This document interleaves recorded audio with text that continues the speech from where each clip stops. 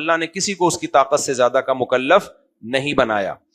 ہاں یہ ضرور ہے کہ اللہ نے جو احکام ہمیں دیے ہیں وہ ہماری طاقت کے دائرے میں آتے ہیں, اور جو نہیں آتے تھے ان میں اللہ نے خود ہی ہمیں اجازت دے دی. مثال کے طور پر اللہ نے کہا خنزیر حرام ہے, کہا نا اللہ نے, لیکن اللہ نے کہا بھوک سے مرنے لگو تو کھا لو, کیونکہ اللہ کو پتا تھا اب یہ طاقت سے باہر ہو گیا, بھوک سے مرنے لگ رہے ہو, اتنی زیادہ بھوک برداشت نہیں ہو سکتی انسان سے.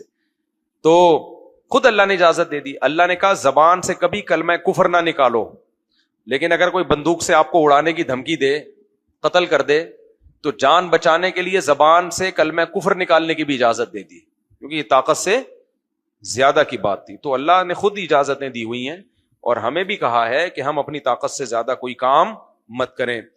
اس میں خاص طور پہ کمانا اپنی طاقت سے زیادہ. یہ جو تبلیغ میں بار بار ایک نعرہ سکھایا جاتا ہے نا, اللہ سے ہونے کا یقین, غیر اللہ سے نہ ہونے کا یقین, لوگ اس بات کو بہت ہلکا لیتے ہیں. خدا کی قسم ڈپریشن, اسٹریس اور دنیا میں جتنی دماغی بیماریاں ہیں نا, ان کا اس سے اچھا علاج دنیا میں کوئی نہیں ہے. کیونکہ جب یقین ہوگا کہ اللہ کے پاس طاقتیں ہیں, مایوس نہیں ہوگا. قرآن کا حاصل یہی ہے. میں نے کئی ہفتے درس دیا تھا نا, ان الانسان خلق ہلوعا اذا مسہ الشر جزوعا.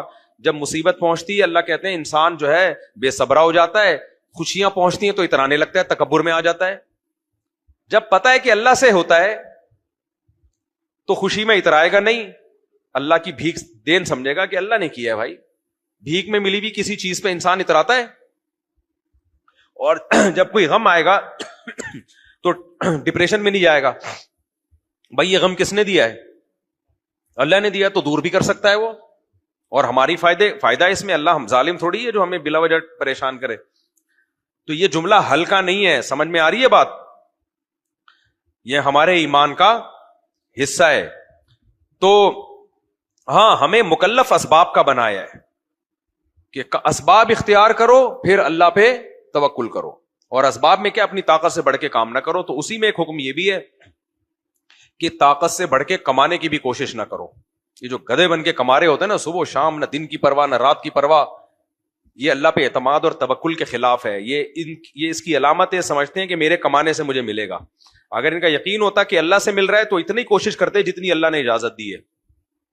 اللہ نے کتنی اجازت دی ہے, اللہ نے کہا کہ صحت کا بھی خیال کرنا ہے, نیند بھی پوری کرنی ہے, بیوی بچوں کو ٹائم بھی دینا ہے, نمازیں بھی پڑھنی ہے اس میں تکبیر اولیٰ کے ساتھ, کچھ وقت دین کے سیکھنے کے لیے سکھانے کے لیے بھی نکالنا ہے. ان سب کے لیے وقت نکال کے پھر کمانا بھی ہے.